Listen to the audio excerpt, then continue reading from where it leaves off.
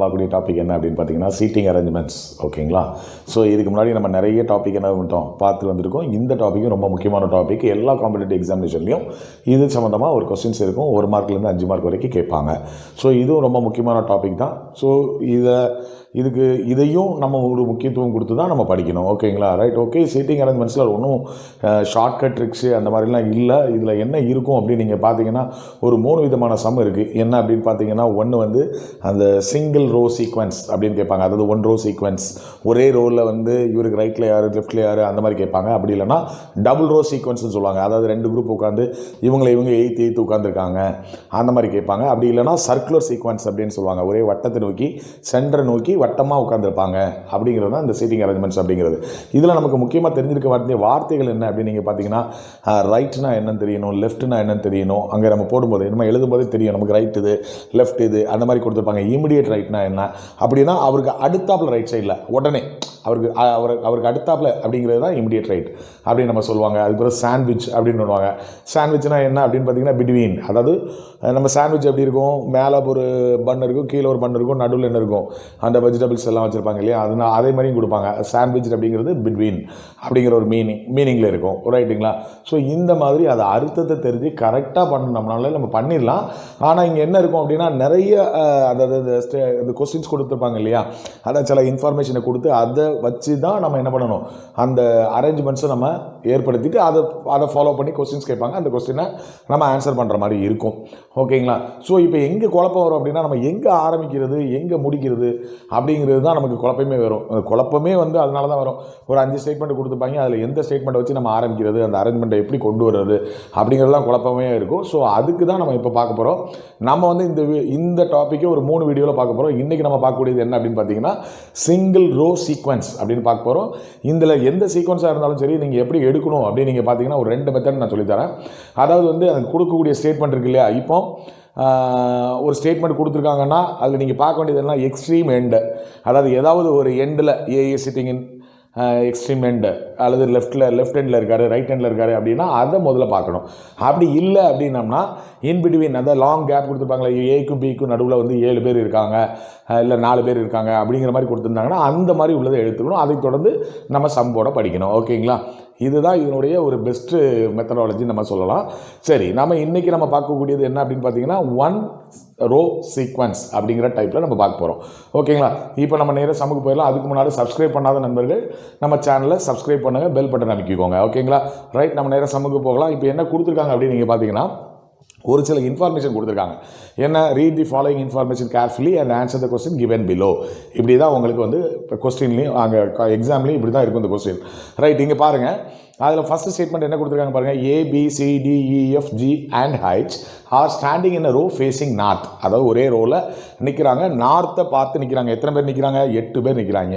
இது நமக்கு தெரியுது. அப்போ எப்படி இருக்குது, ஒரு ரோ. ரைட்டுங்களா? நமக்கு தெரியும் நார்த் எங்கே, இதுதான் நார்த்து. அப்படி தானே? இது நம்ம டைரக்ஷன்லேயே பார்த்துருக்கோம். இது சவுத்து, இது ஈஸ்ட்டு. ரைட்டுங்களா? இது வெஸ்ட்டு. கிளியர்? அதான் ரைட். புரிஞ்சுதா? ஸோ இப்போ நம்ம ஒரே ரோவில் போட்டிருக்காங்க. எத்தனை பேர் இருக்காங்களா? 8 பேர் இருக்காங்கன்னு இருக்காங்க. 1 2 3 4 5 6 7 8 அப்படின்னு போட்டு வச்சுருக்கேன். ரைட்டா?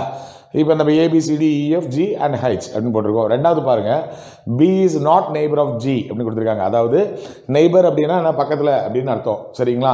ஜிக்கு பக்கத்தில் யார் இல்லையா, B இல்லை அப்படின்னு கொடுத்துருக்காரு. 3ஆவது ஸ்டேட்மெண்ட் என்ன கொடுத்துருக்காங்க, F is to the immediate right of G. அது F என்பவர் இமிடியேட் ரைட் ஆஃப் G அப்படின்னு கொடுத்துருக்காங்க. எங்கே, அந்த ஜிக்கு ரைட் சைடில். ஜிக்கு இப்போ நான் இங்கே இருக்கேன்னா எனக்கு ரைட் சைடு இது இல்லைங்களா, ஸோ எனக்கு ரைட் சைடில் அப்படிங்கிற மாதிரி. அப்போ ஜிக்கு ரைட் சைடில் F. அதே மாதிரி அண்ட் நெய்பர் ஆஃப் E. அதே நேரத்தில் அவங்க எங்கே இருக்காராம், ஈக்கு பக்கத்துலேயும் இருக்காங்க அப்படின்னு சொல்லியிருக்காங்க. அதுக்கு இடத்துல பாருங்கள், G is not at the extreme end. Extreme எண்டுன்னு எதை சொல்லுவோம், இந்த எண்டை சொல்லுவோம், இந்த எண்டை சொல்லுவோம். இதில் G இல்லை அப்படின்னு 4ஆவது ஸ்டேட்மெண்ட்டில் கொடுத்துருக்காங்க. 5ஆவது என்ன கொடுத்துருக்காங்க பாருங்கள், A is 6th to the left of E அப்படின்னு கொடுத்துருக்காங்க. 6ஆவது ஸ்டேட்மெண்ட்டில் என்ன கொடுத்துருக்காங்க, H is 6th to the right of C அப்படின்னு கொடுத்துருக்காங்க. ரைட். இப்போ எங்கேயாவது நீங்கள் பார்த்தீங்கன்னா எங்கேயாவது ஏதாவது ஒன்று கொடுத்துருக்காங்களா, நான் சொன்ன 2 க்ளூ கொடுத்தவங்களுக்கு என்ன, இந்த மாதிரி சம் இருந்ததுன்னா அந்த அரேஞ்ச்மெண்ட்டில் நம்ம இப்போ பாருங்கள் இது எங்கே எடுக்கிறது சார், ABCD எப்படி வரிசையாக எழுதிடலாமா, எழுதுனா எல்லா கண்டிஷனும் ஃபில் ஆகுமா, இப்படி மாற்றி எழுதிட்டே இருந்தோம்னா நமக்கு பெரிய மண்டக்காய்ச்சல் ஆயிரும். ஓகேங்களா? ஸோ இப்போ எங்கே நம்ம ஆரம்பிக்கிறோம் அப்படிங்கிறது ரொம்ப ரொம்ப முக்கியமான பாயிண்ட்டாக இருக்குது. அப்போ உங்களுக்கு ஃபஸ்ட் பாயிண்ட் சொன்னேன், ஏதாவது எக்ஸ்ட்ரீம் எண்டுன்னு ஏதாவது கொடுத்துருக்காங்களான்னு பாருங்கள். என்ன இங்கே எக்ஸ்ட்ரீம் எண்டுன்னு கொடுக்கல, அதுக்கு மேலே என்ன கொடுத்துருக்காங்க, G is not at the extreme எண்டுன்னு கொடுத்துருக்காங்க. ஸோ 2 எண்டில் யார் இருக்கான்னு நமக்கு தெரியல. ஆனால் அது அப்போது அந்த பாயிண்ட் எடுக்கலன்னா என்ன சொல்லியிருக்கேன், லாங், அதாவது இவங்களுக்கும் நடுவில் இவ்வளோ பேர் இருக்காங்க அப்படின்னு கொடுத்துருக்காங்க. அது 2 பாயிண்ட் இருக்குது பாருங்கள். ஏ is 6 to the left of E, அதாவது ஈக்கு லெஃப்டில் 6வது இடத்துல யார் இருக்காங்க, ஏன்னு கொடுத்துருக்காங்க. அப்போ இது ஒரு பெரிய கேப் இருக்குது. என்ன அது மாதிரி H is 6th to the right of C, அப்போ சிக்கு ரைட்டில் ஹெச் 6வது இடத்துல இருக்குது அப்படின்னு சொல்லியிருக்காங்க. அப்போ இது ஒரு 2 ஸ்டேட்மெண்ட் இருக்குது. நம்ம இது 2மே வச்சு நம்ம போட்டு பார்க்கலாம். இப்போ பாருங்களேன், அந்த 5வது ஸ்டேட்மெண்ட்டை நான் எடுத்துக்கிறேன். 5வது ஸ்டேட்மெண்ட் எடுத்தால் ஏ is 6th to the left of E, நமக்கு தெரியும் இது என்னது, எனக்கு லெஃப்ட்டு, இது என்னது, அதாவது ரைட்டு. அதாவது நம்ம எழுத போகிறதுல இதில் நீங்கள் குழப்பிடக்கூடாது, எனக்கு ரைட் சைடு, இது நான் வலது கை வச்சு எழுதுறேன், அதனால் எனக்கு இந்த சைடு ரைட்டு, இந்த சைடு என்னது லெஃப்ட்டு அப்படிங்கிறத நம்ம தெளிவாக தெரிஞ்சுக்கிட்டோம். ரைட்டுங்களா? இப்போ என்ன இருக்குது, A is 6th to the left of E, அப்போ ஈக்கு லெஃப்டில் to the left of E, ஈக்கு லெஃப்டில் 6வது இடத்துல யார் இருக்காங்களாம், ஏ அப்படின்னு இருக்கு. அப்போது இதான் லெஃப்ட்டு, ரைட்டுங்களா? இ இப்போ இந்த இடத்துல நான் இ போட்டேன்னா இந்த இடத்துல ஏ போடலாம். 1 2 3 4 5 6. இல்லைன்னா எங்கே பண்ணணும், இ இங்கே போட்டேன்னா 1 2 3 4 5 6, இதுதான் பாசிபிலிட்டிஸ் இருக்குது. ஸோ நான் என்ன பண்ணுறேன், இந்த இடத்துல இ போட்டு வச்சுட்டு இங்கே ஏ போட்டுக்கிறேன். ஓகேங்களா? கிளியராக உங்களுக்கு புரிஞ்சுதுங்களா? ரைட். அப்படி இல்லைன்னா நம்ம இன்னொரு பாசிபிள் டயக்ராம் போட்டு வச்சுக்கணும். இதே மாதிரி 1 2 3 4 5 6 7 8, இது ஒரு உங்களுக்கு புரிஞ்சுக்கிறதுக்காக நான் போடுறேன். ஓகேங்களா? ஸோ அப்போ இ இங்கே இருந்தால் ஏ இங்கே இருக்கும். கரெக்டுங்களா? இதில் ஏதாவது சந்தேகங்கள் இருக்கா? புரிஞ்சிருக்கும்னு நினைக்கிறேன். அதாவது ஈக்கு லெஃப்டில் 6வது இடத்துல ஏ இருக்குன்னா இந்த 2 தான் வாய்ப்பு. ஒன்று இந்த இடத்துல இருந்தால் 1 2 3 4 5 6ன்னு போடலாம். அப்படி இல்லைனா இங்கே இருந்தால் 1 2 3 4 5 6ன்னு போடலாம். இதிலெல்லாம் போட முடியாது. இந்த இடத்துலலாம் போட்டிங்கன்னா இங்கே 6வது இடம் இல்லை. அதுமாதிரி இங்கிட்டலாம் போட்டோம்னா நம்ம 6வது இடத்துல இப்போ ஏ ப்ளேஸ் பண்ண முடியாது. அதனால நான் அதை போட்டுட்டேன். ரைட்டா? இப்போ அந்த 5வது ஸ்டேட்மெண்ட்டை போட்டுட்டேன். ரைட்டுங்களா? இப்போ 6வது ஸ்டேட்மெண்ட் பாருங்கள். H is 6th to the right of C அப்படின்னு கொடுத்துருக்கு. H is 6th to the right of C. அப்போ சிக்கு ரைட்டில் 6வது இடத்துல என்ன இருக்கான், ஹைச் இருக்குது அப்படின்னு சொல்கிறாங்க. அப்புறம் சி எங்கே போடலாம்? இப்போ நான் ஏற்கனவே நான் சொல்லியிருக்கேன் இல்லைங்களா, இந்த லெஃப்ட்டுங்கிறத அழிச்சிடுறேன். ஏன்னா உங்களுக்கு அந்த குழப்பம் வராமல் இருக்கிறதுக்காக நான் அழிச்சிக்கிறேன். ஓகேங்களா? ஏங்கிறது.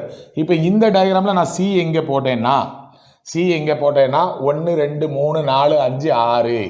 அப்போ சி எங்கே போட்டால் இங்கே ஹெச்சை போடலாம். கரெக்டா? அதே மாதிரி இந்த பாசிபிள் டயக்ராமில் சி எங்கே போட்டால் 1 2 3 4 இங்கே இருக்கு 6வது இடத்துல தானே, 1 2 3 4 5 6, இங்கே என்ன இருக்கும், ஹெச் வரும். புரியுதா அந்த ஸ்டேட்மெண்ட்டில்? ஏன்னா சிக்கும் அதே மாதிரி 6வது இடத்துல ரைட்டில் இருக்குன்னு இருக்கு. 1 2 3 4 5 6 இந்த டயக்ராமில் போட்டுப்பாங்க. அது மாதிரி சி இங்கே தான் போட முடியும். வேறு இங்கெல்லாம் போட்டால் 6வது இடம் வந்துடாதுல்ல, அதனால இங்கெல்லாம் போட்டால் வராது. அதனால தான் நான் என்ன பண்ணுறேன், இந்த பாசிபிள் டயக்ராமில் சில 1 2 3 4 5 6 ஹைச் அப்படின்னு போட்டேன். இப்போ 2 இது வந்துருச்சு. ஹைக்கு அடுத்தாப்புல என்ன பார்க்க போகிறோம், எஃப் இஸ், ஏன்னா ஜி இஸ் நாட் த எக்ஸ்ட்ரீமெண்ட்னு சொல்லிட்டான். ரைட், 2 எண்ட்லேயும் நமக்கு இப்போ ஜி வராது. அது ஓகே, அது நம்ம பிறகு பார்த்துக்கலாம். அதுக்கு அடுத்தால என்ன இருக்குது, F is to the immediate right of G and neighbour of E அப்படின்னு கொடுத்துருக்காங்க. அப்போ F is to the immediate right of G நம்ம தனியாக கூட போட்டு பார்த்துக்கலாம். ஜிக்கு ரைட்டில் என்ன இருக்கான், எஃப். ஆனால் அதே நேரத்தில் அங்கே என்ன இருக்கான், F is the immediate right of G. ரைட்டில் எழுதிட்டேன். இமிடியேட் ரைட்னா அது ஒட்டினாப்பில் இருக்கிறதா ரைட் சைடு. இது ஜிக்கு ரைட்டு தானே, இமிடியேட் ரைட்டில் எஃப் போட்டுக்கிட்டேன். ஆனால் அதே நேரத்தில் நெய்பர் ஆஃப் இ அப்படின்னு கொடுத்துருக்கான். ஈக்கு பக்கத்தில் எஃப் இருக்குது. அப்போ இ இங்கே கொண்டு போய் போட்டோன்னா எஃப் வருமா, பக்கத்தில் வராது. அப்போ ஆனால் நேரத்தில் இ எங்கே போட்டோன்னா எஃப் பக்கத்தில் இருக்குது, அதே நேரத்தில் ஜிக்கு இமிடியேட் ரைட்டில் இருக்குது. அப்போ அந்த ஜிஎஃப்இ நமக்கு தெரிஞ்சிருச்சு. புரிஞ்சுதுங்களா? அப்போ இங்கே நமக்கு 4 இடம் தான் வேணும். புரியுதுங்களா? அதே நேரத்தில் பி, அதுக்கு அடுத்தால என்ன பாருங்கள், B is not neighbour of G அப்படின்னு கொடுத்துருக்காங்க. அப்போ நாட் நெய்பர் ஆஃப் ஜி அப்படின்னு கொடுத்தா எங்கே இருக்கணும், இந்த இடத்துல இருக்கணும், பக்கத்தில் கிடையாது. பி அப்போ நம்ம இப்போ எப்படி போடலாம், பிஜிஎஃப்இ அப்படின்னு போடலாமா, இங்கே போடலாமா, இங்கேயும் போட்டு பாருங்கள், இங்கேயும் போட்டு பாருங்கள். இப்போ ஈக்கு முன்னால் எஃப் வரணும்னு இருக்குது. அப்போ ஈக்கு முன்னால் எஃப் இந்த டயக்ராம்லாம் போட முடியும், இந்த டைம்லாம் போட முடியாது. அப்போ இது தப்பு. ரைட்டுங்களா? அப்போ இந்த டயக்ராம் போட்டால் எஃப் இங்கே, ஜி இங்கே, பிக்கு நெய்பர் யார் கிடையாது, ஜி கிடையாதுன்னு சொல்லியிருக்காங்க. அப்போ இந்த இடத்துல யார் வரும், ஆட்டோமேட்டிக்காக நமக்கு 8 பேர் இருக்குது. இப்போ ஒரு ஆள் தானே வரணும், இதில் வராத ஆள் யார், டி. அப்போ இந்த டயக்ராம் கரெக்டு. புரிஞ்சுதுங்களா? ஸோ இதைத்தான் நம்ம சிம்பிளாக நம்ம செய்யணும். ஒரு பாசிபிள் டயக்ராம் போடும்போது நம்ம எப்படி இப்போ நான் எங்கே எடுத்தேன்னு உங்களுக்கு தெரிஞ்சதில்ல, ஆரம்பிக்கும் போது எந்த ஸ்டேட்மெண்ட்டில் ஆரம்பிக்குங்கிறது தான் பெரிய பிரச்சனையாக இருக்கும். அதுதான் நமக்கு எங்கே சொல்லியிருக்கேன், ஒன்று இந்த எக்ஸ்ட்ரீம் எண்டுன்னு எதாவது கொடுத்தாங்கன்னா, இந்த சம்மில் எக்ஸ்ட்ரீம் எண்டுன்னு எதுவுமே கொடுக்கல, நாட் எக்ஸ்ட்ரீம் அப்படின்னு கொடுத்தாங்க, அதாவது நாட் எக்ஸ்ட்ரீம் எண்டுன்னு கொடுத்துருக்காங்க, அது யூஸ் இல்லை நமக்கு.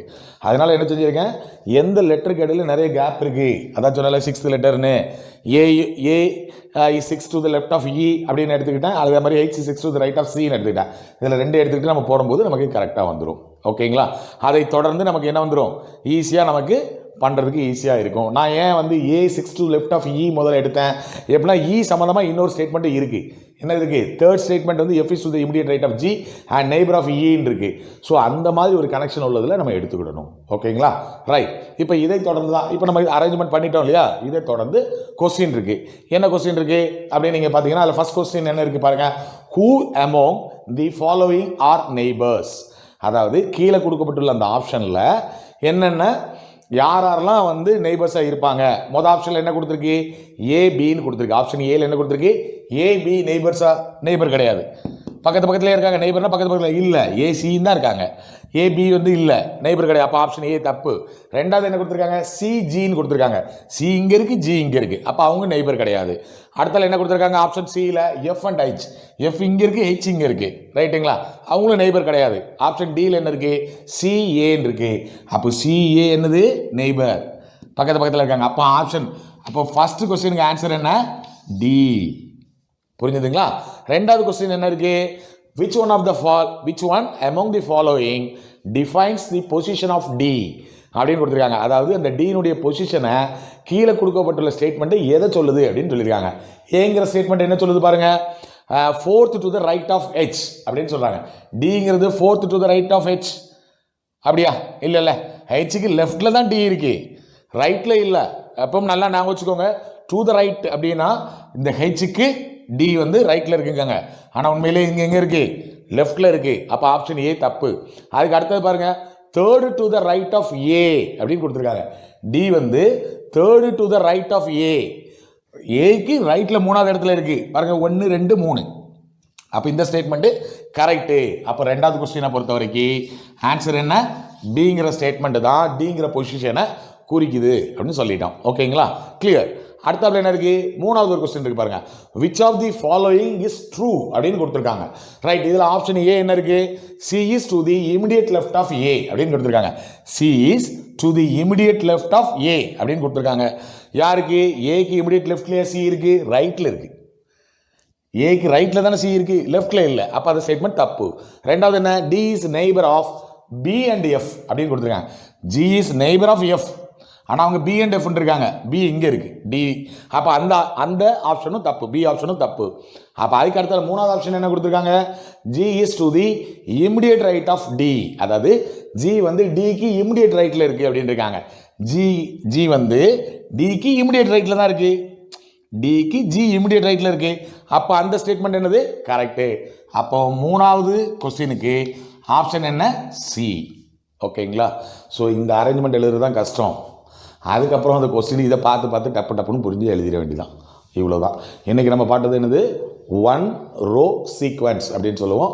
அதுக்கு அடுத்தாப்புல நம்ம பார்க்குறது என்ன, 2 row சீக்வன்ஸ். 2 row சீக்வன்ஸ்னால் இப்படி 2 ரோ போட்டு இவரை பார்த்துருக்காரு, இவரை பார்த்துருக்காரு, இவரை பார்த்துருக்காரு, இவரை பார்த்துருக்காரு அப்படின்னு மாற்றி எய்த்தாப்பில் இருக்கிற மாதிரி கொடுப்பாங்க. மூணாவது டைப் என்னென்னா சர்க்குலர் டைப். இங்கே இருக்காரு, இவருக்கு லெஃப்ட்டில், இவருக்கு ரைட்டில், அந்த மாதிரி கொடுத்து சென்டரை நோக்கி இருக்காங்க அப்படின்னு சொல்லுவாங்க. இது மூணாவது டைப். இன்றைக்கி நம்ம பார்த்தது என்ன, சிங்கிள் ரோ. நம்ம பார்த்தது என்னது, சிங்கிள் ரோ. சரி, உங்களுக்கு புரிஞ்சிருக்கும்னு நம்புகிறேன். ஸோ இந்த டாபிக் உங்களுக்கு பிடிச்சிருக்க பட்சத்தில் லைக் பண்ணுங்கள், உங்கள் நண்பர்களோட ஷேர் பண்ணுங்கள். ரெண்டாவது, சப்ஸ்கிரைப் பண்ணாதவங்க மறக்காமல் பெல் பட்டன் அமைக்கி சப்ஸ்கிரைப் பண்ணுங்கள். ஓகேங்களா? ஸோ நாளைக்கு அடுத்த வீடியோவில் இன்னொரு டைப்பில் உங்களை வந்து சந்திக்கிறேன். அதுவரை உங்களிடமிருந்து விடைபெறுவது உங்கள் அண்ணன் முத்துக்குமார். பாய்.